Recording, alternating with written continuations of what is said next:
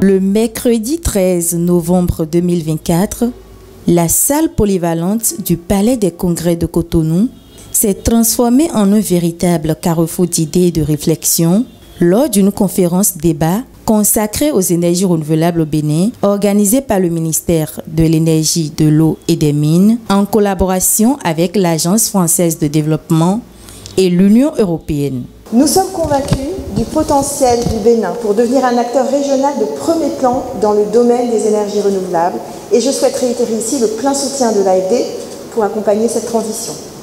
J'espère que les échanges aujourd'hui pourront inspirer des actions concrètes et de nouvelles collaborations afin d'accélérer le développement durable du secteur énergétique au Bénin.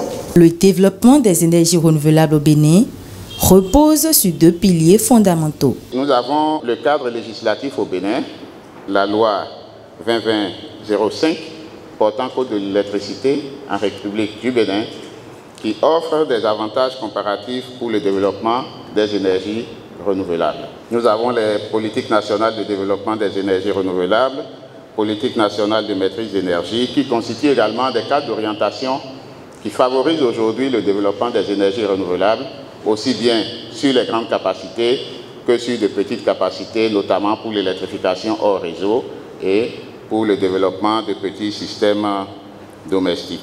Nous avons le cadre de développement sobre en carbone, qui constitue également donc un document d'orientation qui favorise les énergies renouvelables. Nous avons les aspects législatifs, réglementaires, mais nous avons également la question de la mobilisation des ressources. Il est important, pour que les énergies renouvelables se développent, d'avoir un cadre législatif et réglementaire suffisamment assaini qui offre des opportunités pour les investissements privés.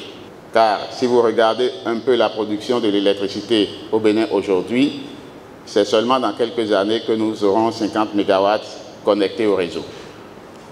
Les systèmes solaires mis en place pour l'électrification hors réseau n'atteignent pas encore 5 MW. Il y a donc un besoin énorme en financement pour mettre en place des infrastructures d'énergie renouvelable pour satisfaire les besoins des consommateurs. Il est donc nécessaire d'ouvrir la porte aux investissements privés pour faciliter la mise en place de ces technologies-là.